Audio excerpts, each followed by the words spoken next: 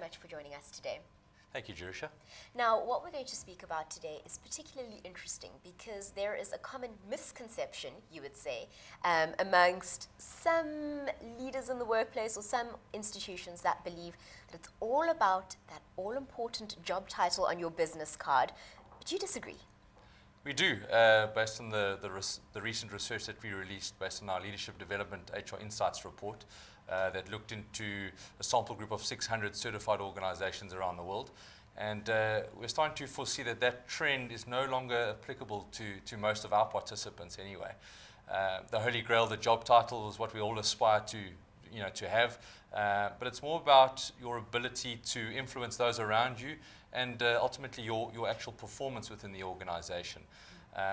Organizations are looking to promote those who consistently perform on an annual basis and not just perform 1 year and then dip in the next. So it's about having a consistent performance over an elongated period of time. And it's also your ability to influence those around you. As we all know, in organizations there's a lot of teamwork, there's a lot of collaboration, and it's about seeing how employees deal with peers and colleagues. And if you're not prepared to be a team player, then ultimately I think your leadership career may be very much short-lived. Now, you've used a very interesting word, and it's about being an influencer and the ability to influence those around you and of course influence the business. But what do you say to the person who says, Billy, I'm just not very influential? Are you born with that skill? Can you learn it? In my humble opinion, and this is a rather subjective answer, I think the ability to influence those around you can be taught. In fact, most of our certified top employers do indeed have training programs dedicated to influencing those in the actual workspace.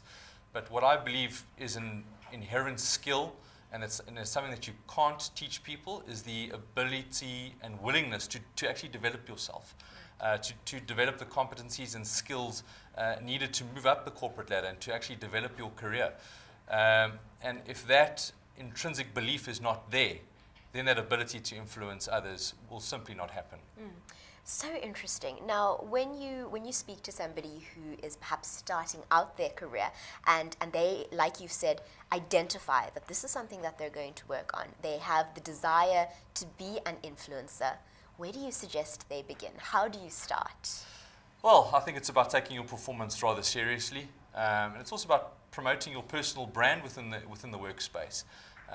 It's about being vocal. It's about working on different projects and tasks. It's about being keen. I think if you have a positive approach to your day-to-day job, you'll stand up and be noticed by senior leaders within the organization.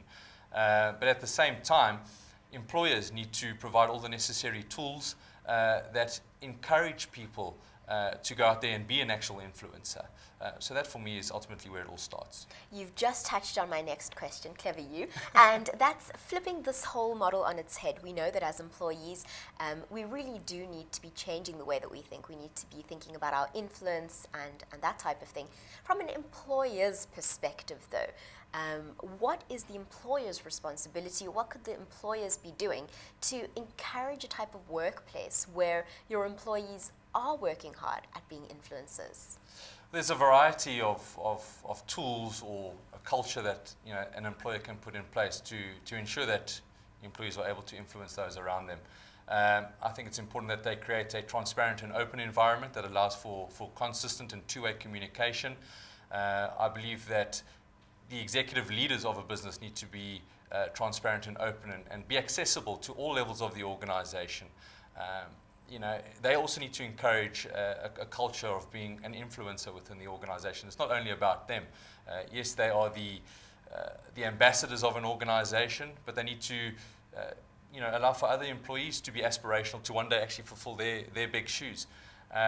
It's also employees being transparent and allowing employees access to information.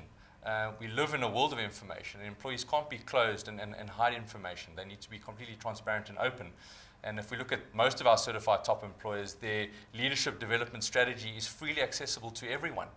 Their desired leadership culture, so what type of leaders they're looking to produce and the type of competencies that they need to have, they communicate this to all employees on all levels.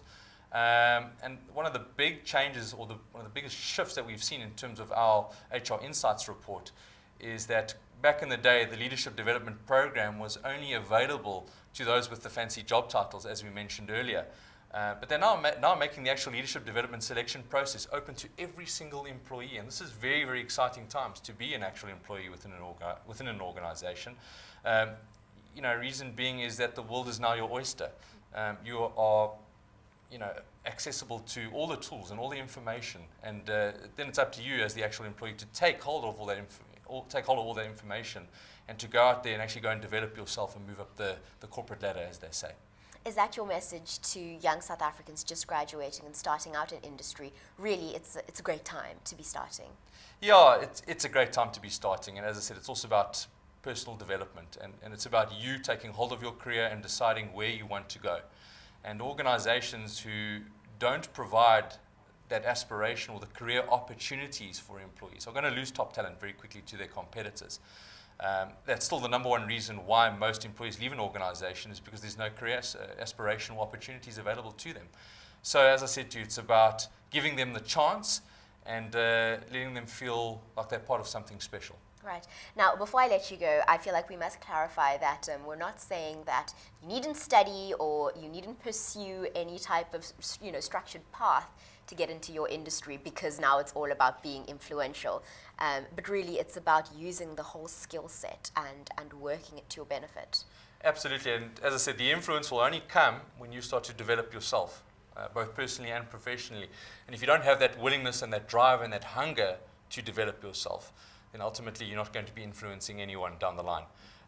So it's about taking personal ownership of your career, but at the same time, it's about the organization putting all the necessary tools and platforms in place to encourage personal development. Well, I think that there are going to be a lot of viewers who change the way they think about doing business after watching this. So thank you so much for joining us today. Thank you, Jerisa.